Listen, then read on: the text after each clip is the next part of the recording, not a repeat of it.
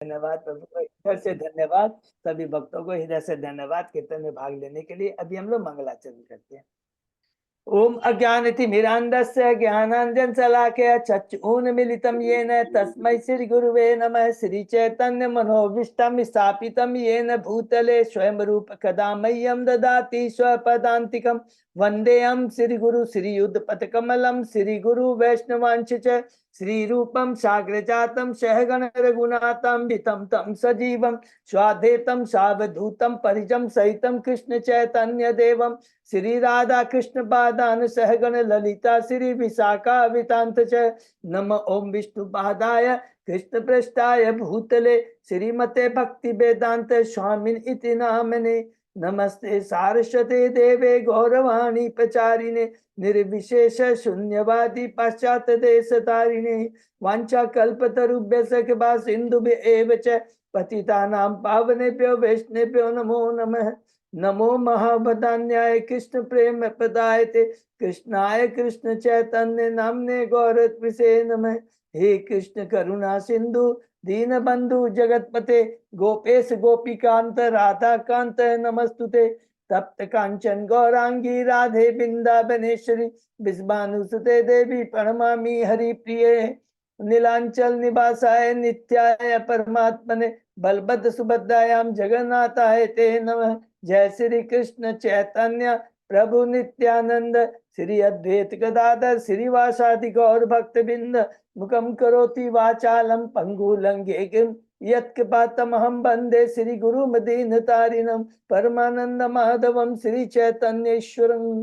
हरे कृष्ण कृष्ण कृष्ण हरे हरे हरे राम राम राम हरे हरे। श्री श्री मंगलाचरण की जय, शिला प्रभुपाद की जय। हरे कृष्णा। आज के इस भागवतम चर्चा में सभी भक्तों का हार्दिक स्वागत है। सभी भक्तों के चरणों में मेरा सादर दंडवत प्रणाम है। राधा गोविंद राधा माधव परम वैष्णव परम भागवतों की असीम कृपा है हम लोगों के ऊपर। हम सब भक्त लोग मिलकर श्रीमद् भागवतम के ऊपर चर्चा कर पा रहे हैं। अभी हम लोग कैंटो 6 के पहला अध्याय हमने कल समाप्त किया, शीर्षक है अजामिल के जीवन का इतिहास। दूसरा अध्याय आज हम शुरू करने जा रहे हैं, शीर्षक है विष्णु दूतों द्वारा अजामिल का उद्धार। तो ये प्रथम अध्याय है जो कि हमने शुरू में ही कहा था। ये अध्याय, इस अध्याय में भागवतम का चौथा जो विषय है वो है पोषणम, प्रोटेक्शन, की भगवान किस प्रकार भक्तों को सुरक्षा प्रदान करते, प्रोटेक्ट करते हैं, जो कि हमें अजामिल की कथा से यहाँ पर सुखदेव गोस्वामी ने बताया है। जब परीक्षित महाराज पूछते हैं 5वें कैंटो के अंत में, जब सुखदेव गोस्वामी जी उन्हें बताते हैं 28 नरकों के बारे में और किस प्रकार अलग अलग पापों के कारण बद्ध जीवों को अलग अलग नरक योनि में जाना पड़ता है, उनका हृदय ये सुनकर विदीर्ण हो जाता है और वो कहते हैं, हे सुखदेव गोस्वामी जी, इन नारकी स्थितियों से में प्रवेश करने से कैसे बचा जा सकता है। उसके उत्तर में सुखदेव गोस्वामी जी सर्वप्रथम प्रायश्चित की विधि बताते हैं। जैसे सकाम कर्म कर करके जीव अगर कोई पाप कर्म करता है, निंदित काम करता है, तो वो कहते हैं कि उसे अलग अलग जो यज्ञ हैं या देवताओं की पूजा है, यज्ञ है, अलग अलग तरह के बारे में विधि को बताया है, वो करने से पाप नष्ट हो जाते हैं। तुरंत परीक्षित महाराज कहते हैं ये तो अच्छी विधि नहीं है। क्यों विधि अच्छी नहीं है? क्योंकि जब तक कहते कि जीव इस भौतिक जगत में रहता है, 3 गुणों से बंधा रहता है और कोई ना कोई वो कर्म किए बिना नहीं रह सकता, निष्क्रिय नहीं रह सकता। और उसके चलते कभी कभी वो पुण्य कर्म करता है और कभी भी पाप कर्म करता है, और पाप कर्म करता है और उसके लिए प्रायश्चित करता है। ये तो हाथी को स्नान करने के बराबर है। बहुत अच्छी बात कहते हैं। फिर दूसरा सुखदेव गोस्वामी जी बताते हैं, अच्छा कोई बात नहीं है, सकाम कर्म नहीं तो ज्ञान योग के बारे में बताते हैं। अगर किसी को ज्ञान होता है तो ये जानते हुए कि ये चीज गलत करना है, ये चीज करने से गलती होती है, पाप लगता है, इसका दंड भोगना पड़ेगा, तो वो गलती नहीं करेगा। और उसमें फिर कहते नहीं, ये भी अच्छा नहीं है। क्यों नहीं है? उदाहरण देते हैं कि बांस के पेड़ के नीचे की लतरों की सूखी पत्तियों के समान है ज्ञान, क्योंकि ज्ञान होते हुए भी ये जरूरी नहीं है कि जीव गलती नहीं करे। उसके बाद में कहते हैं, बहुत खुश हो जाते हैं सुखदेव गोस्वामी जी और परीक्षित महाराज को कहते हैं, यस तुमने सही कहा, एकमात्र कृष्ण की पूर्ण भक्ति कर कर ही हम अपने पाप उन कार्यों के खटपटाव से समूल जड़ से नष्ट कर सकते हैं। तो जड़ से नष्ट करने की संभावना, बहुत ध्यान से, एक होता है पाप को नष्ट करना और पाप को जड़ से नष्ट करने का मतलब होता है पाप करने की प्रवृत्ति को भी नष्ट कर देना। और इस तरह बहुत अच्छे से बताते कि भक्ति एकमात्र है कि इसके द्वारा हम अपनी इंद्रियों को भगवान की सेवा में लगा सकते हैं, विशेष करके मन को। और कहते हैं ऐसे शरणागत व्यक्तियों को, ऐसे भक्त को यमराज उनके सपने में भी दिखाई नहीं देते हैं। और उस कंटेक्स्ट में ये एक अजामिल की कथा सुनाते हैं सुखदेव गोस्वामी जी। हमने पढ़ा कि किस प्रकार वो एक ब्राह्मण घर में जन्म लिया था, लेकिन किसी कारणवश उसकी आसक्ति वेश्या से हो जाती है, उसके सारे ब्राह्मण गुण समाप्त हो जाते हैं। धोखा दे कर कर करके, लूट कर कर करके अपने पुत्र पुत्रियों और वेश्या का जीवन चलाता था। समय एक आता है, मृत्यु निर्जीत आ जाती है, यमदूत आते हैं, 3 यमदूत। यहाँ पर लिखा प्रभुपाद जी ने बहुत 3 यमदूत, क्योंकि उसने मन वाणी और शरीर से अजामिल ने पाप किए थे, इसलिए 3 यमदूत आते हैं और उसके हृदय से आत्मा को छीनने का प्रयत्न करते हैं। तुरंत वहां पर जब जब करते हैं उस समय वहां पर विष्णु दूत आ जाते हैं। क्यों आते हैं ये पहले हम डिस्कस करें। क्योंकि अंत समय में जब देखा कि यमदूत आ रहे हैं तो उसने स्मरण किया, किसका? एक्चुअली स्मरण तो किया था, अपने पुत्र को याद किया था, लेकिन पुत्र के नाम के माध्यम से उसने भगवान नारायण का नाम का स्मरण किया। और ये बहुत इंपॉर्टेंट चीज है, इसको नोट करके रखेंगे। जब उसने नारायण पुकारा था उस समय उसकी चेतना में ये नहीं था कि मैं नारायण का नाम पुकार रहा हूं तो मेरे सारे पाप नष्ट हो जाएंगे। ये बहुत इंपॉर्टेंट चीज याद रखने का है, क्योंकि नहीं तो कहते हैं कि नाम के बल पर अगर हम अपराध, नहीं तो ये नाम के बल पर अपराध कहलाएगा। एकदम उसने कहा कि हृदय से नारायण को पुकारा। उसके बाद में जैसे ही वहां पर विष्णु दूत आते हैं, यमदूत प्रश्न करते हैं आप कौन हैं, आप हमें यमराज के अधिकार को ललकारने का आपका दुस्साहस कैसे हुआ है? विष्णुदूत उत्तर देते हैं कि आपको कम से कम, जब आप यमराज के सेवक हैं तो कम से कम आपको तो धर्म और अधर्म के लक्षणों की व्याख्या तो करनी चाहिए। तो यहाँ पर बहुत सुंदर बात कहते हैं, ये बहुत इंपॉर्टेंट, जो कि यहाँ से लेकर के शुरू होकर के श्लोक नंबर 40 से लास्ट तक से बहुत सुंदर है। यमराज बताते हैं जो वेदों द्वारा संतुत है, जो भगवान के मुख की वाणी, मुखों से, मुखार बिंद से निकला है, वही धर्म है, और इसके विपरीत जो भी है वह अधर्म है। वेद साक्षात भगवान है, ऐसा हमने यमराज से सुना है, हमने प्रामाणिक स्रोतों से सुना है। इसमें कहते हैं इस जीवन में अपने धार्मिक या अधार्मिक कार्यों की मात्रा के अनुपात से मनुष्य को अगले जन्म में मनुष्य शरीर मिलता है। अगर वो पुण्य कर्म करता है तो देवताओं का, अगर वो रजोगुण के प्रभाव में आकर करता है तो मनुष्य का शरीर, और तमोगुण के प्रभाव में आके काम करता है तो उसे नीचे की योनि नरक में जाना पड़ता है।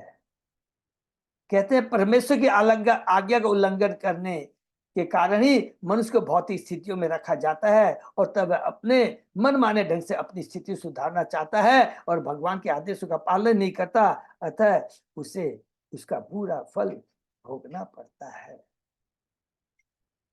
इसलिए कहते हैं, भगवान कहते हैं, प्रभुपाद जी, सॉरी, यमदूत कहते हैं यह सूक्ष्म शरीर, ये जो सूक्ष्म शरीर है प्रकृति के 3 गुणों का प्रभाव है।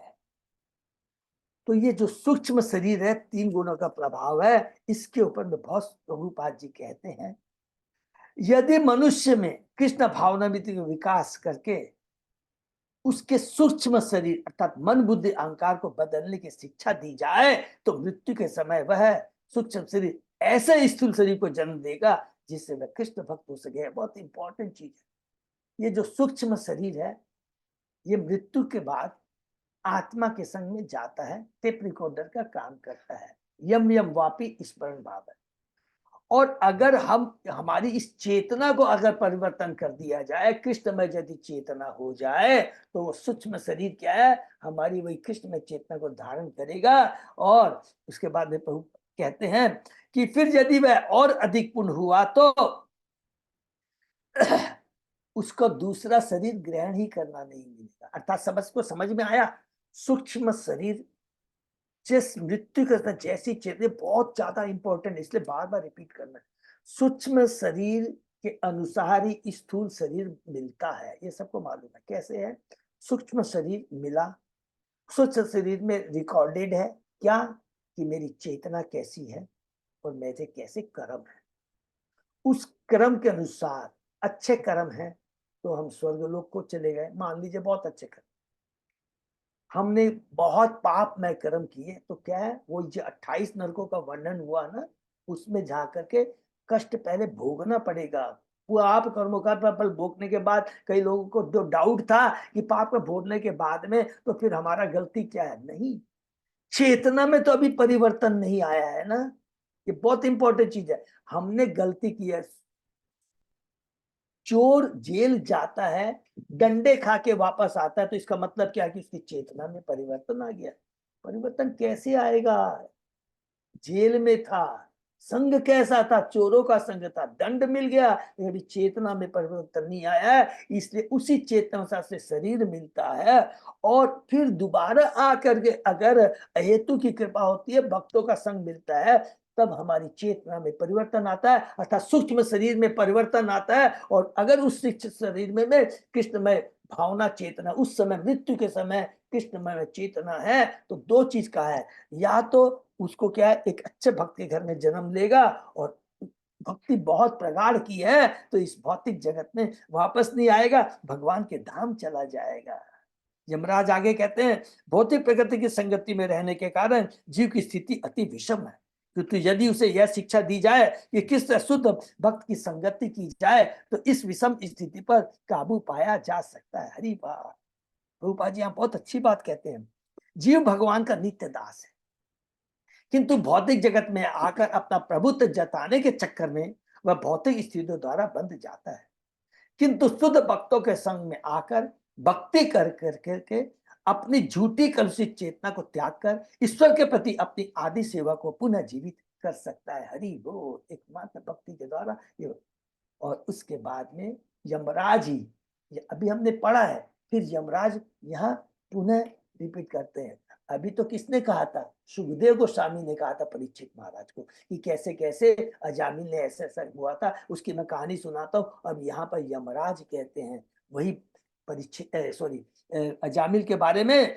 प्रारंभ में अजामिल उच्च कुल का ब्राह्मण, देखिए एक एक चीज को, वो क्या था? उच्च कुल का ब्राह्मण था, दूसरा अच्छे चरित्र वाला था, तीसरा वैदिक आदेशों का पालन करने में दृढ़ था, चौथा अत्यंत मृदु सुशील, पांचवा सत्यवादी, और उसके बाद में अपने गुरु अतिथियों तथा घर के बद्ध जीवों का कुटुंब जनों का अति आदर करने वाला, सरल, झूठी प्रतिष्ठा से मुक्त, व्यर्थ की बातें न करने वाला और न किसी से ईर्ष्या करने वाला था। देखिए कितने बड़े उसमें सारे गुण थे, एक ब्राह्मण वैष्णव गुण थे।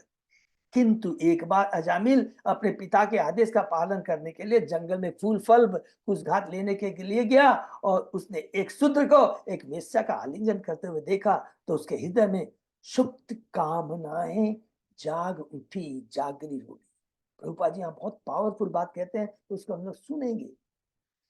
यदि कोई कृष्ण भावना भी तो गंभीरता पूर्वक अंगीकार करे तो वह पाप द्वारा उत्पन्न जो उकसाती है, ये जो है, ये जो तीन गुण है, रजोगुण तमोगुण, जो उकसाता है उसका वो सामना कर सकता है। कृष्ण भावनावृत्ति भक्ति के सामने उसका सामना कर सकता है, उसका दमन कर सकता है। इसलिए हम कृष्ण भावनावृत्ति आंदोलन में अवैध यौन नशा मांसाहार तथा जुआ खेलने पर प्रतिबंध लगाते हैं। भौतिकतावादी जीवन के वेग पर आत्मसंयम रख पाना तब तक दुष्कर है जब तक कोई व्यक्ति भक्ति के माध्यम से भगवान के संरक्षण में न हो। भगवान के पवित्र नाम में ऐसी दिव्य आध्यात्मिक असाधारण शक्ति है कि यदि कोई यौन में लिप्त रहने के कारण ब्रह्म पद से नीचे भी गिर जाता है तो भी उसे सारी आपत्तियों से बचाया जा सकता है। हरि बोल। इसलिए भगवत गीता में सलाह दी गई है कि मनुष्य क्षण भर के लिए भी पवित्र नाम के जप और कीर्तन को न छोड़े, न भूले। इस भौतिक जगत में पग पग पर अनेकानेक खतरे हैं, अतः हरि नाम के सहारे मनुष्य अपने को क्या क्या कर सकता है? शुद्ध बना सकता है, भक्ति में स्थिर कर सकता है और भगवान के चरणों में अपने को समर्पित करके अपने को सुरक्षित रख सकता है। हरि बोल। उसके बाद में अजामिल उस वेश्या को घर में लाया, उससे अपनी अति सुंदरी पतिव्रता सम्मानीय ब्राह्मण कुल से आई पत्नी को त्याग दिया। उसने अपने पिता से उत्तराधिकार में जो कुछ भी प्राप्त किया था सारा नष्ट कर दिया। वेश्या से उत्पन्न पुत्र पुत्रियों के भरण पोषण के लिए धोखा देना, लूट कर धन लाने का आदत पड़ गई है। वेश्या के द्वारा बनाया हुआ अत्यंत संक्रमणात्मक भोजन करता था, अशुद्ध भोजन करता था। फिर अंत में ये कहते हैं यमदूत, देखो मैंने तुम्हें इतना बात बताई अजामिल के बारे में, अतः हे विष्णुदूत, इस अजामिल में कोई प्रायश्चित नहीं किया और हम इस पापी जीवन के कारण हम उसे दंड देने के लिए यमराज के समक्ष ले जा रहे हैं, आप मुझे मत रोको। तो यहाँ प्रभुपाद जी एक लास्ट में श्लोक में एक बहुत इंपॉर्टेंट बात कहते हैं कि अगर किसी ने गलती किया, पश्चाताप किया, अत्यधिक गर्हित पाप व्यक्तियों को यमराज द्वारा दंड दिया जाना चाहिए और ये शुद्धि की विधि है, इससे उसका प्योरिफिकेशन होता है। इसलिए यमदूतों ने विष्णु दूत से प्रार्थना की कि अजामिल को यमराज के पास ले जाने से न रोके। जैसे हमने पढ़ा था गीता में कि अगर राजा किसी हत्यारे को फांसी की सजा देता है तो वो बहुत अच्छा है उसके लिए, क्योंकि उस पापों का फल यहीं पर उसको मिल जाता है, फिर अगले जन्म में उस पाप का फल उसे भोगना नहीं पड़ता। तो यहाँ पर यमदूत क्या क्या चीज बताते हैं, बहुत सुंदर सुंदर बातें बताते हैं कि अगर हम पाप कर्म करते हैं उसका फल भोगना ही पड़ेगा। नंबर 2, फिर भक्ति के बारे में बताते हैं। भक्ति इतनी महान है, अगर यदि वो प्रभुपाद जी विशेष करके तात्पर्य माध्यम से बताते हैं कि जितने भी जघन्य से जघन्य हम पाप कर ले, ब्रह्म पद, कितना बड़ी बात लिखा है, ब्रह्म पद से भी नीचे गिर जाए, माने ब्राह्मण के और वैष्णव के जो गुण होते हैं उससे भी हम नीचे गिर जाए, लेकिन जिसने हरि नाम का सहारा ले लिया है तो पुनः वो अपने को ब्रह्म भगवान की भक्त की स्थिति ब्रह्म पद पर अपने को स्थापित कर सकता है। ये हरि नाम की शक्ति है। ये तो यमराज कह रहे हैं। अब देखिए विष्णुदूत क्या कह रहे हैं हरि नाम के बारे में, जो दूसरे अध्याय में पढ़ने जा रहे हैं। हरे कृष्ण। ओम नमो भगवते वासुदेवाय। ओम नमो भगवते वासुदेवाय। ओम नमो भगवते वासुदेवाय। नारायण नमस्कृत नरम चये नरोत्तमं देवी सरस्वती व्यासं ततो जयम उदीरयेत्। नष्टायेषु अभद्रेषु नित्यं भागवत सेवया भगवती उत्तम श्लोके भक्ति भवति नैष्ठिकी। कृष्णाय वासुदेवाय देवकी नंदनाय च नंद गोप कुमाराय गोविंदाय नमो नमः। आराधयो भगवान ब्रजेश तनय ततदाम वृंदावनम रमया काचित उपासना व्रज वधु वर्गिण्य कल्पिता। श्रीमद् भागवतम प्रमाणम अमलम प्रेमा पुमतो महान। श्री चैतन्य महाप्रभो मतम इदम तत् आदरो न पर। हरे कृष्ण कृष्ण कृष्ण हरे हरे, हरे राम राम राम हरे हरे। कैंटो 6 अध्याय 2 विष्णुदूत और अजामिल का उद्धार शीर्षक है। इस अध्याय में वैकुंठ के दूत यमदूतों को भगवान कीर्तन की महिमा बतलाते, हरि बोल, भगवत नाम कीर्तन की महिमा बताते। अब वैकुंठ के दूत यमदूतों को बता रहे हैं। विष्णु दूतों ने कहा अब तो भक्ति की सभा में भी अपवित्र कर्म किए जाते। कितनी बड़ी इसको अंतर। अब तो भक्तों की सभा में भी अपवित्र कर्म किए जाते हैं, क्योंकि जो व्यक्ति दंडनीय नहीं है वह यमराज की सभा में दंडित होने जा रहा है। अधिकांश लोग असहाय है और वे अपनी सुरक्षा के लिए सरकार पर निर्भर रहते हैं। बहुत इंपॉर्टेंट पॉइंट है ये। अधिकांश लोग अज्ञानी हैं, असहाय हैं और वे अपनी सुरक्षा के लिए सरकार पर निर्भर रहते हैं, किंतु यदि सरकार इसका लाभ उठाकर नागरिकों को हानि पहुंचाती है तो फिर वे कहाँ जाएंगी। हम अच्छी तरह देख रहे हैं कि अजामिल को दंड नहीं दिया जाना चाहिए, यदि तुम लोग इसे दंड देने के लिए यमराज के पास लिए जा रहे। अजामिल अपने द्वारा भगवान के नाम की महिमा के गायन से ही अदंडनीय था। विष्णु दूत ने इसकी व्याख्या इस प्रकार की, यह ब्राह्मण मात्र एक बार नारायण का नाम उच्चारण करने से न केवल इस जन्म के पापों से मुक्त हो गया है, अपितु अन्य जीवनों के लाखों पापों से भी मुक्त हो चुका है। जो कोई शास्त्रों के निर्देशानुसार प्रायश्चित करता है वह वस्तुतः पाप कर्मों के फलों से मुक्त नहीं होता, किंतु यदि वह भगवान के पवित्र नाम का कीर्तन करता है तो ऐसे कीर्तन की एक झलक मात्र से वह सारे पापों से मुक्त हो जाता है। भगवान के नाम की महिमा का कीर्तन सारे सौभाग्य का उदय कराता है, अतः इसमें संदेह नहीं कि सारे पाप कर्मों के फलों से पूर्णतः मुक्त होने के कारण अजामिल को यमराज द्वारा दंड नहीं मिलना चाहिए। हरि बोल। जब वे यह कह रहे थे तो विष्णु दूत ने अजामिल को यमदूत के पास से छुड़ा दिया और वे अपने धाम चले गए। किंतु ब्राह्मण अजामिल ने विष्णु दूतों को सादर नमस्कार किया। तब उसकी समझ में आया कि वह कितना भाग्यशाली था कि अपने जीवन के अंत में नारायण के नाम का उच्चारण कर सका। यमदूतों तथा विष्णु दूतों के बीच हुए वाद विवाद को भली भांति समझने के बाद वह भगवान का शुद्ध भक्त बन गया। उसने अत्यधिक पश्चाताप किया कि वह कितना बड़ा पापी है और बार अपने को कोसा। अंततः विष्णु दूतों की संगति से अपनी आदि चेतना जागृत हो जाने पर अजामिल ने सर्वस्व त्याग दिया और हरिद्वार चला गया, जहां वह अविचल भाव से भगवान का चिंतन करते हुए भक्ति में लग गया। तब विष्णुदूत वहां पहुंचे, उसे सोने के सिंहासन पर बिठाया और फिर उसे वैकुंठ लोक ले गए। संक्षेप में, यद्यपि पापी अजामिल अपने पुत्र को पुकारता था, किंतु नारायण का पवित्र नाम प्रारंभिक अवस्था में नामाभास उच्चारण किए जाने पर भी उसे मुक्ति दिला सका। इसलिए जो व्यक्ति श्रद्धा तथा भक्ति से भगवान के पवित्र नाम का उच्चारण करता है वह निश्चित रूप से महान है। उसकी रक्षा उसके भौतिक बद्ध जीवन में भी की जाती है। हरि को तो ये समरी में बताया गया। अब श्लोक वाइज हम लोग चलते हैं, आगे चलते हैं। श्री बादरायणी वाच, व्यासदेव के पुत्र सुदेव गोस्वामी ने कहा, एवं ते भगवत दूता यम दूता भी भाषितम उपधार्यार्थ तान राजन प्रत्ययाहु नय को विदा। सुखदेव गोस्वामी ने कहा, हे राजा, भगवान विष्णु के दूत नीति तथा तर्क साथ में अति पटु होते हैं।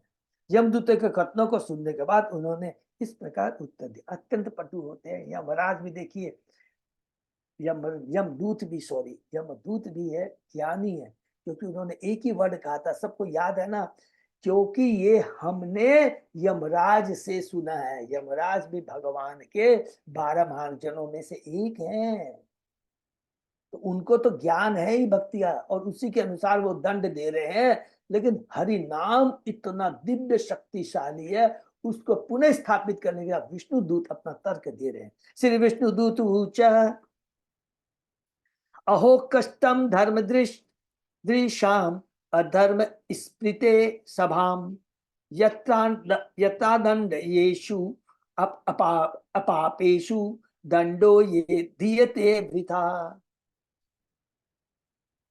विष्णुदूतों ने कहा है, यह कितना दुखद है कि ऐसी सभा में जहाँ धर्म का पालन हो चाहिए वह अधर्म को प्रविष्ट कराया जा रहा है। निसंदेह धार्मिक सिद्धांतों का पालन करने के अधिकारी जन एक निष्पाप अदंडनीय व्यक्ति को व्यर्थ ही दंड दे रहे हैं। कितनी गंभीरता से कह रहे हैं विष्णुदूत। विष्णुदूतों ने यमदूतों पर आरोप लगाया कि वे दंड देने के लिए अजामिल को यमराज के पास तक घसीट कर ले जाने का प्रयास करके धार्मिक सिद्धांतों का उल्लंघन कर रहे हैं। यमराज वह अधिकारी है जिसे भगवान ने धार्मिक तथा अधार्मिक सिद्धांतों का निर्णय करने तथा अधार्मिक लोगों को दंड देने के लिए नियुक्त किया। किंतु यदि पूर्णतः निष्पाप लोग दंडित होते हैं तो यमराज की पूरी सभा दूषित होती है। यह नियम न केवल यमराज की सभा पर लागू होता है, अपितु संपूर्ण मानव समाज पर भी लागू होता है। इसको अंडरलाइन कर लेंगे। हमको भी अपने जीवन में, अपने भौतिक जगत में इस बात का बहुत ध्यान रखना चाहिए, क्योंकि नहीं तो ये वर्ड नहीं लिखते, अपितु संपूर्ण मानव समाज पर भी लागू होता है। इसका मतलब क्या हुआ राजा का पद जब हम संभालते हैं, किसी को राजा का पद मिलता है, तो राजा किसको होना चाहिए? राजा उसको होना चाहिए जिसको धर्म और अधर्म के बारे में ज्ञान होता है। इसीलिए राजा पुराने हमने जो लीलाओं में पढ़ा है, सब में देखा है कि जितने भी जो राजा है वो क्या कहते थे, उनको हम लोग क्या बोलते हैं? राजर्षि। राजा जो प्रजा का पालन करता है, राजा जो अपनी प्रजा को भगवान से जोड़ता है, और वो काम वही कर सकता है जिसने स्वयं भगवान के बारे में सुना है, भगवान के नाम लीलाओं का श्रवण कीर्तन किया है। परीक्षित महाराज को ले लीजिए, धृतराष्ट्र को ले लीजिए, किसी को भी आप ले लीजिए, पृथु महाराज को ले लीजिए, अमरीश महाराज को ले लीजिए, सब लोग ये सब राजर्षि थे। भरत महाराज सब राजर्षि, प्रियव्रत महाराज, ये बहुत जरूरी है। मानव समाज में धार्मिक सिद्धांतों का सही ढंग से पालन करना राजा के दरबार या सरकार का कर्तव्य है। दुर्भाग्यवश इस युग में, कलयुग में धार्मिक सिद्धांतों में हस्तक्षेप किया जाता है और सरकार यह ठीक से निर्णय नहीं ले पाती कि कौन दंडनीय है और कौन नहीं, क्योंकि उनको स्वयं ही धर्म और धर्म का ज्ञान नहीं है, उन्हें शास्त्रों का ज्ञान नहीं है। कहा गया है कि कलयुग में यदि न्यायालय में धन नहीं व्यय किया जाता तो न्याय नहीं मिल सकता। निसंदेह न्यायालय में प्राय पाया जाता है कि अनुकूल निर्णयों के लिए मजिस्ट्रेट को रिश्वत दी जाती है। कभी कभी संपूर्ण जनता के लाभार्थ किसी आंदोलन का प्रचार करने वाले धार्मिक लोगों को बंदी बनाकर पूरी सतह न्यायालय द्वारा सताया जाता है। विष्णुदूत जो कि वैष्णव थे, इन्हीं सोचनीय अवस्थाओं के लिए शोक कर रहे हैं। वैष्णवजन समस्त पतितात्माओं के प्रति अपनी आध्यात्मिक करुणा के कारण धार्मिक सिद्धांतों की मानक विधि के द्वारा हरि बोल अनुसार प्रचार करने बाहर जाते हैं, किंतु दुर्भाग्यवश कलयुग के प्रभाव से जिन वैष्णव ने भगवान की महिमा का प्रचार करने के लिए अपना जीवन समर्पित कर दिया है, वे कभी सताए जाते हैं और शांति भंग करने के झूठे आरोप पर न्यायालय द्वारा दंडित किया जाते हैं। प्रभुपाद जी को भी बहुत कष्ट सहना पड़ा है सारा। और रसिया में भी हम लोग देखेंगे कि कैसे भक्त लोगों को जेल में भर्ती किया गया, कितना उन्होंने कष्ट किया। रसिया के भक्तों के बारे में हम सुनेंगे तो रोंगटे खड़े हो जाएंगे, लेकिन भगवान का नाम का उनको सहारा था और आज वो देखिए कितने आगे बढ़ गए हैं। आज मायापुर में नवद्वीप परिक्रमा शुरू होती है तो रशियन ग्रुप के लिए एक अलग से ग्रुप बनाया जाता है। इतने रशियन लोग आते हैं और इतना सुंदर उन लोग की भक्ति डेडिकेशन देख के हमारे रोंगटे खड़े हो जाते हैं। प्रजानाम पितरो ये च शास्तार साधव समा यदि स्यातेषु वैषम्यम कम यान्ति शरणम प्रजा। राजा या सरकारी अधिकारी को इतना अधिक योग होना चाहिए कि वह स्नेहवश नागरिकों के पिता, पालक तथा रक्षक के रूप में कार्य कर सके। हरि बोल। उसे मानक शास्त्रों के अनुसार नागरिकों को अच्छी सलाह तथा आदेश देने चाहिए और हर एक के प्रति समभाव होना चाहिए। यमराज ऐसा करता है क्योंकि वह न्याय का परम स्वामी हरि बोल, और उसके चरणों पर चलने वाले भी वैसा ही करते हैं। किंतु यदि ऐसे लोग दूषित हो जाए और निर्दोष तथा अबोध पुरुष को दंडित करके पक्षपात प्रदर्शित करे तो भी सारे नागरिक अपने भरण पोषण सुरक्षा के लिए शरण लेने हेतु कहाँ जाएंगे। ये बहुत इंपॉर्टेंट है, हमारे ऊपर भी एप्लीकेबल करता है, बहुत इंपॉर्टेंट चीज है। हमको ये पूरा ध्यान रखना है। बहुत बड़ा प्रचार का कार्य इतना आसान नहीं है, बहुत इंपॉर्टेंट है। हमको पहले अपने को आचरण में लाना है और समदृष्टि रखनी है। प्रभुपाद जी ने क्या कहा है उसको अच्छे से समझना है, भगवान क्या बोलते हैं उसको समझना है, अपने को उस लायक बनाना है और उसके बाद प्रचार करना है। कोई भी त्रुटि ना हो जाए, कोई भी उसमें दूर माने समदर्शी होना है, ये बहुत इंपॉर्टेंट चीज है।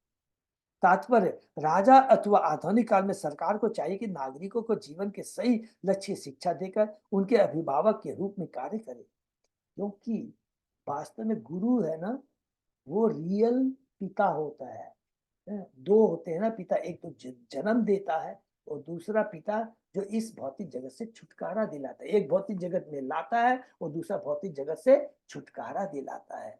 गुरु, प्रामाणिक गुरु, सीनियर डिवोटीज, भक्त, इनका बहुत बड़ा कर्तव्य है। तो इसलिए प्रामाणिक गुरु का बहुत सम्मान करना चाहिए। कितना बड़ा दायित्व तो लेकर वो भगवान का रिप्रेजेंटेटिव होता है, बहुत ज्यादा उनका सम्मान करना चाहिए, बहुत ज्यादा सम्मान करना चाहिए।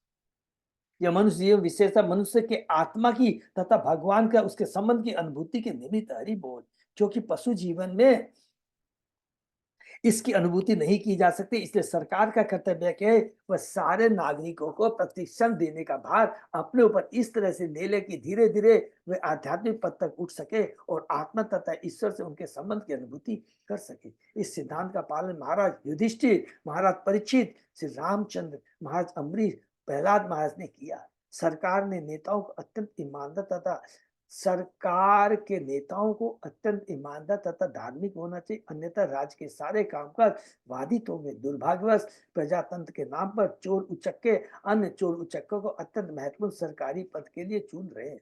हाल ही में अमेरिका में ऐसी हो चुका है जहाँ राष्ट्रपति को निंदित होना पड़ा तथा नागरिकों द्वारा उन्हें अपने पद से नीचे उतारा जाना पड़ा। यह कोई अकेला मामला नहीं है, बल्कि ऐसे अनेक मामले हैं। कृष्ण भक्त आंदोलन की महत्ता के कारण लोगों को कृष्ण भक्त होना चाहिए और ऐसे किसी व्यक्ति को वोट नहीं देना चाहिए जो कृष्ण भावना भावित ना हो। जब कोई भी वैष्णव सरकार में कुव्यवस्था देखता है तो उसे हृदय में अपार करुणा उमड़ती है और अपने बल पर हरे कृष्ण आंदोलन का विस्तार करके स्थिति को शुद्ध बताने का प्रयास करता है। हरि गुरु। यत यत आचरति श्रेयान् इतरः तत ईहते शायत प्रमाणम कुरुते लोक तत् अनुवर्तते। हरि बोल। ये सबको याद आ गया ना, गीता के 30 अध्याय का 21वां श्लोक से ही मिलता है। आम जनता नेता के उदाहरण का अनुगमन और उसके आचरण का अनुकरण करती है। नेता जो भी स्वीकार करता है उसे आप जनता साक्ष्य रूप से स्वीकार करती है। यद्यपि अजामिल दंडनीय नहीं था, फिर भी यमदूत उसे दंड देने के लिए यमराज के पास यमराज के पास ले जाने पर बल दे रहे थे। यह अधर्म था, यानी धर्मी सिद्धांतों के विरुद्ध था। विष्णु दूतों को भय था कि यदि ऐसे अधार्मिक कार्यों की अनुमति दी जाती है तो मानव समाज की व्यवस्था बिगड़ जाएगी।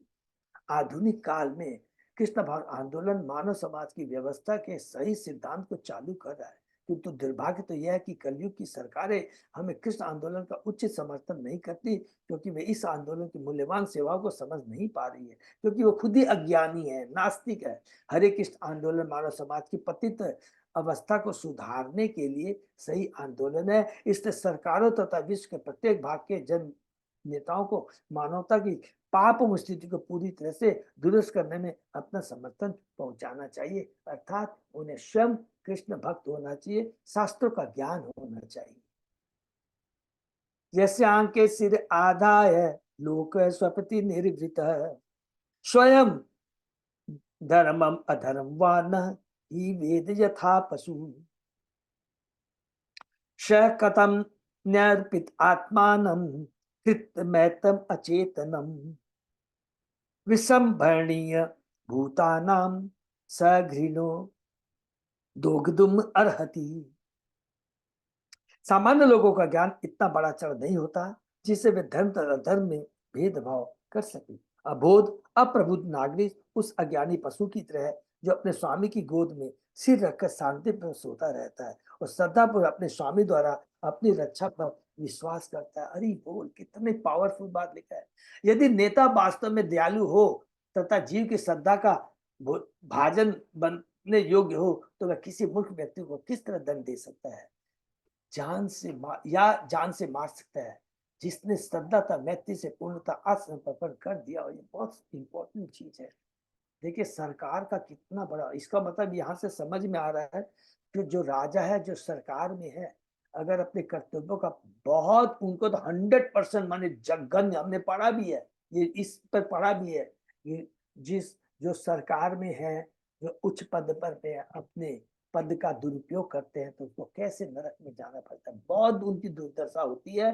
ये चूंकि उनको शास्त्रों का ज्ञान नहीं है, इसलिए वो अनदेखा कर करके अपने मनमानी ढंग से कार्य कर रहे हैं। प्रभुपाद जी तात्पर्य कहते हैं, संस्कृत में विश्वस्त घात द्योतित करता है श्रद्धा या विश्वास को तोड़ने वाले को। जनसमूह अपने को सदैव इसलिए सुरक्षित अनुभव करता है क्योंकि उसे सरकारी सुरक्षा प्राप्त रहती है। अतः कितने खेद की बात है यदि सरकार सब विश्वासघात करे और नागरिकों को राजनीतिक कारणों से कठिनाई में डाल दे। हमने भारत के विभाजन के दिनों में वास्तव में देखा कि यद्यपि हिंदू तथा मुसलमान शांति में साथ साथ रह रहे थे, किंतु राजनीतियों की साठगांठ से उनके बीच सहसा घृणा की भावना उत्पन्न हो गई और हिंदू तथा मुसलमानों ने राजनीति के कारण एक दूसरे की हत्या कर दी।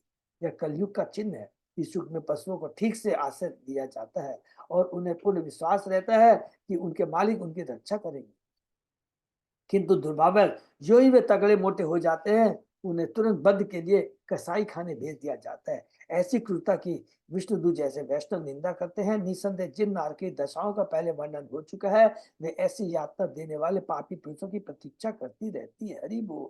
जो कोई उस जीव के साथ विश्वासघात करता है जिसने अच्छे भाव से उसकी शरण ले रखी है, चाहे वह जीव मनुष्य या पशु, वह अति पापी है। क्योंकि अब ऐसे विश्वासघात सरकार द्वारा दंडित रहते हैं, इसलिए पूरा मानव समाज बुरी तरह से दूषित है। इसलिए इस युग के लोगों को मंद सुमंद मतियो मंद भाग्या उपद्रता ऐसी पापमयता के फलस्वरूप लोग निंदित होते हैं। मंदा उनकी बुद्धि विमल नहीं होती, सुमंदया वे अभागे होते हैं, मंद भाग्य अतः वे अनेक समस्याओं द्वारा सदैव विक्षुब्ध रहते हैं। उपद्रुता यह तो उपस्थिति है इस जीवन में, और मृत्यु के बाद उन्हें नारकी दंड दिया जाता है, जो कि हम लोगों ने अभी रिसेंटली कैंटो 5 के 26वें अध्याय में पढ़ा है। अयमीकृत निर्वेशो जन्म कोटि अनसामपि यत व्याजहार विशेषो नाम स्वस्ति अयनम हरे। अजामिल पहले ही अपने सारे पाप कर्मों के लिए प्रायश्चित कर चुका है। कैसे कर चुका है? हरि बोल। निसंदेह उसने न केवल एक जीवन में किए गए पापों का प्रायश्चित किया है, अपितु करोड़ों जीवन में किए गए पापों के लिए किया है। क्योंकि उसने असहाय अवस्था में नारायण नाम का उच्चारण किया है, यद्यपि उसने शुद्ध रीति से उच्चारण नहीं किया, किंतु उसने अपराध रहित उच्चारण किया है, इसलिए अब वह शुद्ध है और मोक्ष का पात्र। अपराध रहित उच्चारण किया है। ये बहुत इंपॉर्टेंट पॉइंट है कि कोई भी इस भावना से वह नारायण नारायण नहीं पुकार रहा था कि उसके सारे पाप नष्ट हो जाएंगे। नंबर 1। नंबर 2, यहाँ पर कितनी इंपॉर्टेंट बात लिखा है कि हरि नाम कितना पावरफुल है। सपोज कीजिए हमने जितने भी पाप किए हैं वो तो नष्ट होते ही हैं, और हमारे में जितने पाप करने की जो कैपेसिटी भी है, सोच लीजिए, उसको भी हरि नाम नष्ट करता है। माने जितना इतना पावरफुल है, उतना हमारे में पाप करने की कैपेसिटी ही नहीं है। इतना माने समझने से सब लोग समझ गए, इतना वो हरि नाम पावरफुल है। इसका मतलब ये नहीं कि हरि नाम के बल पर हम कोई पाप करें। ये बार बार रिपीट करना है, क्योंकि ये नाम अपराध हो जाएगा। यमदूत ने अजामिल की केवल बाह्य स्थिति पर ही विचार किया था, चूंकि वह आजीवन अत्यधिक पापी था, अतः उन्होंने सोचा कि उसे यमराज के पास ले चलना चाहिए। वे यह नहीं जानते थे कि वह अपने समस्त पापों के फलों से मुक्त हो चुका था। इससे विष्णुदूत ने आदेश दिया कि चूंकि उसने मृत्यु के समय नारायण नाम के 4 अक्षरों का उच्चारण किया, अतः वह सारे पाप कर्मों से मुक्त कर दिया है। इस संबंध में श्री विश्वनाथ चक्रवर्ती ठाकुर ने स्मृति शास्त्र में निम्नलिखित श्लोक उद्धृत किया। नामनो ही यावती शक्ति पाप निर्हरणे हरे तावत कर तु न शक्नोति पातकम पातकी नर। हरि का एक पवित्र नाम लेने मात्र से पापी मनुष्य जितने पाप करता है उससे अधिक पापों का निवारण कर सकता है। हरि बोल। अवश्येनापि यत नामनि कीर्तिते सर्व पातके पुमान विमुच्यते सद्य सिन्नते मृगे रिव। यदि कोई असहावस्था में या अनिच्छा से ही क्यों न भगवत नाम का कीर्तन करे, तो उसके पाप में जीवन के सारे फल उसी तरह भाग जाते हैं जिस सिंह की गर्जन के जिस सिंह की गर्जन से सारे छोटे छोटे पशु डर कर भाग जाते हैं। हरि बोल। सकृत दुचारितं येन हरिरित्यक्षरद्वयं बद्ध परिकरस्तेन मोक्षाय गमनम प्रति। हरि के 2 अक्षरों ह तथा रि कि एक बार उच्चारण करने से मनुष्य का मोक्ष का मार्ग सुनिश्चित हो जाता है। ये स्कंद पुराण में वर्णन आता है। ये कुछ कारण है जिससे विष्णुदूत ने यमदूतों को अजामिल को यमराज के न्यायालय में से ले जाने के लिए मना किया। इतेनेव हि अघोन अस्य कृतम स्यात् अग निष्कृतम यदा नारायणायेति जगाद चतु अक्षरम। विष्णु दूतों ने आगे कहा, यहाँ तक कि पहले भी खाते समय तथा अन्य अवसरों पर यह अजामिल अपने पुत्र को यह कहकर पुकारा करता, प्रिय नारायण यहाँ तो आओ। यदि वह अपने पुत्र का नाम पुकारता था, फिर भी वह नारायण इन 4 अक्षरों का उच्चारण करता था। इस प्रकार केवल नारायण नाम का उच्चारण करने से उसने लाखों जन्मों के पाप पुण्य फलों के लिए पर्याप्त प्रायश्चित कर लिए हैं। पहले जब अजामिल अपने परिवार के पालन हेतु पाप कर्मों में लगा रहता तो वह नारायण का नाम निरपराध होकर लेता था। केवल अपने पाप कर्मों के निवारणार्थ भगवान के पवित्र नाम का कीर्तन करना या पवित्र नाम के कीर्तन के बल पर पाप करना अपराधमय है। नामनो बलादस्य ही पाप बुद्धि। यद्यपि अजामिल पाप कर्मों में लगा रहता था, किंतु उनके निवारणार्थ उसने कभी नारायण के पवित्र नाम का सहारा नहीं लिया, कीर्तन नहीं किया। उसने अपने पुत्र को बुलाने के लिए नारायण का लाभ लिया, इसलिए उसका कीर्तन प्रभावोत्पादक था। इस तरह से नारायण के पवित्र नाम का कीर्तन करने से वह अनेक जीवन के संचित पाप में फलों को पहले ही विनष्ट कर चुका था। प्रारंभ में वह शुद्ध था, किंतु बाद में उसने अनेक पाप किए, फिर भी वह अपराध ही था, क्योंकि उसने उनके निवारणार्थ कभी नारायण के पवित्र नाम का कीर्तन नहीं किया था। जो व्यक्ति बिना अपराध के भगवत नाम का सदैव कीर्तन करता है वह सदैव शुद्ध रहता है, जैसा कि इस श्लोक में पुष्टि की है। अजामिल पहले से निष्पाप था और चूंकि वह नारायण के नाम का उच्चारण करता था, अतः वह निष्पाप बना रहा। हरि बोल। इससे कोई अंतर नहीं पड़ा कि वह अपने पुत्र को बुलाता था। नाम स्वयं में प्रभाव उत्पादक था। नाम में स्वयं इतनी दिव्य शक्ति है, तो नाम की महत्ता है। भक्ति विनोद थारिक ने हरि नाम चिंतामणि में बहुत सुंदर डिटेल में दिया हुआ है। समय मिलेगा तो हम लोग उसको करेंगे, इतना हरि नाम पावरफुल है। स्तेन सुरापो भित्तध्रुग ब्रह्महा गुरु तल तलपगः स्त्री राजप्रीति गोहंता ये च पातकिनो अपरे।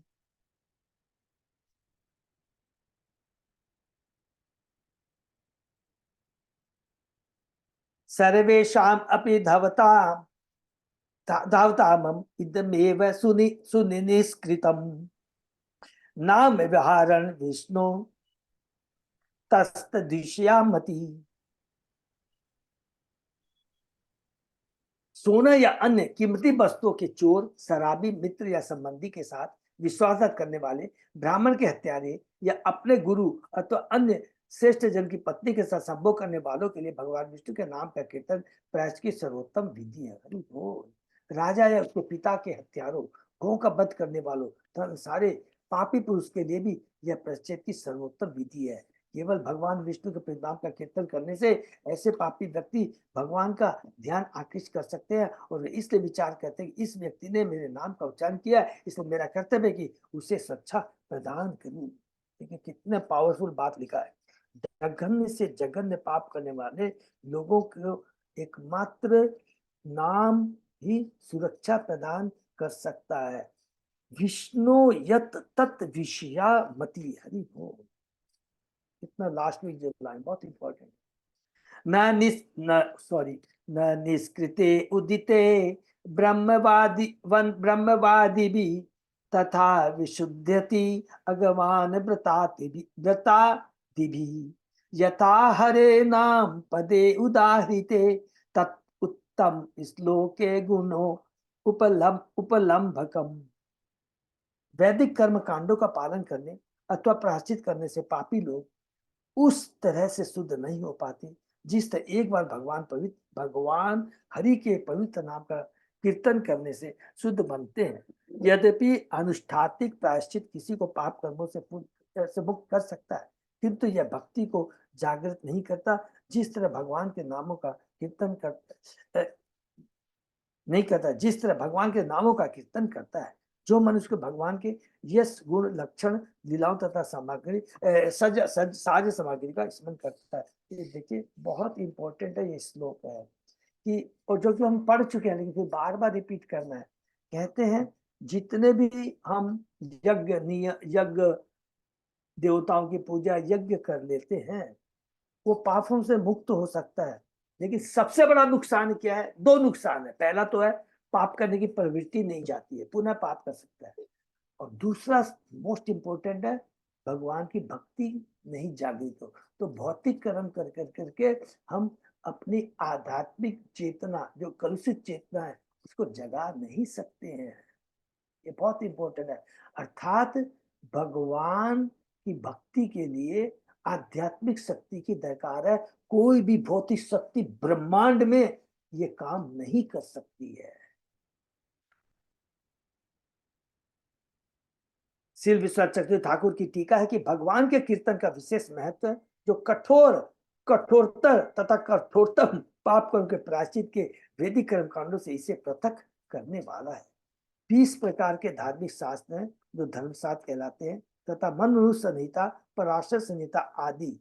किंतु यहाँ पर इस पर बल दिया गया है कि यद्यपि मनुष्य इन शास्त्रों के धार्मिक सिद्धांतों का पालन करने से सर्वाधिक पाप कर्म के फलों से मुक्त हो सकता, किंतु इनसे पापी व्यक्ति भगवान की प्रेमा भक्ति की अवस्था तक नहीं पहुंच सकता। और एक चीज और, वो पाप करने की प्रवृत्ति को नष्ट नहीं कर सकता, ये भी ऐड कर लीजिए। दूसरी ओर भगवत नाम का एक बार भी कीर्तन करने से मनुष्य न केवल बड़े बड़े पापों के फलों से तुरंत मुक्त हो जाता है, अपितु वह कीर्तन उसे उत्तम श्लोक भगवान की प्रेमा भक्ति करने के पद तक उठाता है। इस मनुष्य भगवान के स्वरूप गुण तथा लीलाओं का स्मरण करके उनकी सेवा करता है।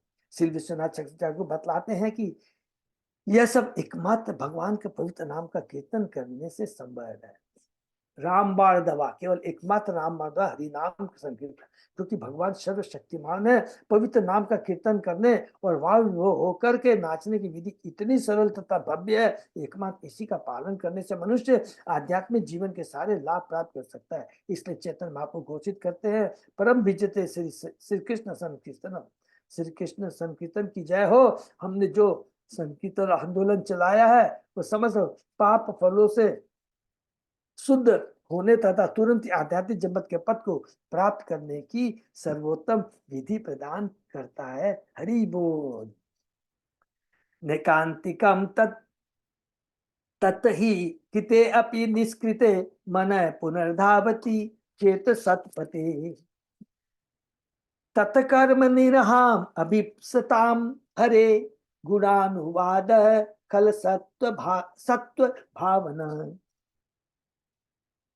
धार्मिक शास्त्रों में संतुष्ट किए गए प्रायश्चित के कर्म कांड हृदय को पूरी तरह स्वच्छ बनाने में असफल अपर्याप्त होते हैं, क्योंकि प्रायश्चित के बाद मनुष्य का मन पुनः भौतिक कर्मों की ओर दौड़ता है। माने कौन सा है, हम लोग ने पढ़ा था, जो क्या कहते हैं परीक्षित मार्ग सुखदेव गोस्वामी को, हाथी वाला स्नान। फलस्वरूप जो व्यक्ति भौतिक कार्यों के सकाम कर्मों के फलों से मुक्ति चाहता है, उसके लिए हरे कृष्ण मंत्र का कीर्तन या भगवान के नाम या लीलाओं की महिमा का गायन प्रायश्चित की सबसे पूर्ण विधि के रूप में संतुष्टि की जाती है, क्योंकि ऐसे कीर्तन से मनुष्य के हृदय में संचित धूल स्वच्छ हो जाती है। तात्पर्य इस श्लोक के कथनों की पुष्टि पहले ही श्रीमद् भागवत में हो चुकी है। शृण्वताम स्व कथा कृष्ण पुण्य श्रवण कीर्तन हृदयंत स्थो ही अभद्राणी विदुनोति सुहृत सताम। भगवान कृष्ण जो कि प्रत्येक हृदय में परमात्मा है और सच्चे भक्त के उपकारी है, उसे भक्त के हृदय से भौतिक भोग की इच्छा को धो डालते हैं, और जो उनके संदेशों का आस्वादन करता है तो ठीक से सुने जाने अथवा कीर्तन जाने पर स्वयं पुण्यप्रद है। यह तो भगवान की विशेष कृपा होती है कि जो ही वे ये जान जाते हैं कि कोई उनके नाम यश तथा गुणों का महिमागान कर रहा है, तो वे स्वयं उसके हृदय की धूल को हटाने में सहायक होते हैं। इसलिए मात्र ऐसे गुणानुवाद से मनुष्य न केवल शुद्ध बनता है, अपितु पुण्य कर्मों का भी फल प्राप्त करता है। पुण्य श्रवण कीर्तन भक्ति का द्योतक है। यदि कोई भगवान के नाम लीला गुणों को न भी समझता हो, तो वह मात्र उनके श्रवण या कीर्तन से शुद्ध हो जाता है। ऐसी शुद्धि सत्व भावता कहलाती, जो लास्ट में लिखा है, गुणानुवाद खलु सत्व भावना। मनुष्य का मुख्य उद्देश्य अपने जीवन को शुद्ध बनाना, अपनी चेतना को शुद्ध बनाना तथा मुक्ति प्राप्त करना होना चाहिए। जब तक मनुष्य के शरीर रहता है वह शुद्ध समझा जाता है। ऐसी अशुद्ध भौतिक दशा में मनुष्य वास्तविक आनंद में जीवन का भोग नहीं कर सकता, यद्यपि हर कोई उनकी उसकी खोज में रहता है, क्योंकि आत्मा शाश्वत है। तो आत्मा हमेशा आनंद की खोज में रहता है, लेकिन भौतिक जगत में आकर तीन गुणों के प्रभाव में आकर वो भूल जाता है कि शाश्वत शाश्वत आनंद किसमें मिल सकता है। इसलिए श्रीमद् भागवत में कहा गया है, तपो दिव्यम पुत्रकाम ये न शतम शुद्धियेत है। आध्यात्मिक पद तक पहुंचने के लिए मनुष्य को अपना जीवन शुद्ध करने के लिए तपस्या करनी चाहिए। और वो तपस्या क्या है? हरि नाम का कीर्तन, शुद्ध भक्तों का संग, भगवान के नाम यश तथा गुणों के कीर्तन तथा गुणानुवाद की तपस्या वह अत्यंत सरल शुद्धकारी विधि है, जिसे हर एक सुखी बन सकता है। अतएव हर व्यक्ति को जो अपने हृदय को स्वच्छ बनाना चाहता है, यह विधि ग्रहण करनी चाहिए। अन्य विधियां अर्थात कर्म योग, ज्ञान योग तथा योग, कर्म ज्ञान तथा योग या ध्यान लोग बोलते हैं, हृदय को पूरी तरह स्वच्छ नहीं बना सकती। हरि बोल। मुझे यही विराम देते हैं। हाँ प्रभु, यही पर बहुत ही एकदम।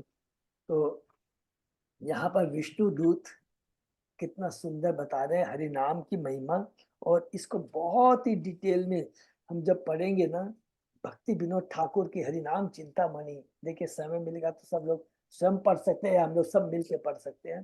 तो हरि नाम कितना पावरफुल है। एक तो ये पढ़ा, हरि नाम पावरफुल है, ये तो हमने पढ़ा, लेकिन उससे ऊपर क्या चीज पढ़ा हमने? ये कितना सरल है, ये विधि कितनी सरल है। इसमें कोई योग्यता की दरकार नहीं है, कोई धन की दरकार नहीं है, किसी चीज की दरकार नहीं है। तो ये देखिए भगवान ने कितनी सरल विधि इस कलयुग में चेतन महाप्रभु ने हमारे ऊपर कृपा की है। इसलिए हमें हरि नाम का जो जप है ना, जप का मतलब क्या हुआ? जितना अच्छा जप होगा, जप का मतलब जितना अच्छा श्रवण होगा, एक 16 अक्षर के एक के शब्द को बहुत ध्यान से नहीं सुनना चाहिए। और जब ये श्रवण अच्छा होगा, जप अच्छा होगा, तो उसका कीर्तन भी अच्छा होगा। और जब कीर्तन भी अच्छा होगा तो हमेशा वही स्मरण में बना रहेगा, हमारे स्मरण में बना रहेगा। अर्थात अंत काले च मामेव स्मरण मुक्त्वा कलेवर। तो तभी होगा जब हमारा जप अच्छा होगा, जप अच्छा होने से कीर्तन अच्छा होगा, कीर्तन अच्छा होने से हरि नाम सदैव हमारे स्मरण में रहेगा, मृत्यु के समय भी, जो कि भगवान चाहते हैं। और यही एकमात्र सबसे उपयुक्त सरल विधि है कलयुग के, हम कलयुग जैसे हम बद्ध जीवों के लिए। हरे कृष्णा। हे प्रभु, किसी का कोई प्रश्न?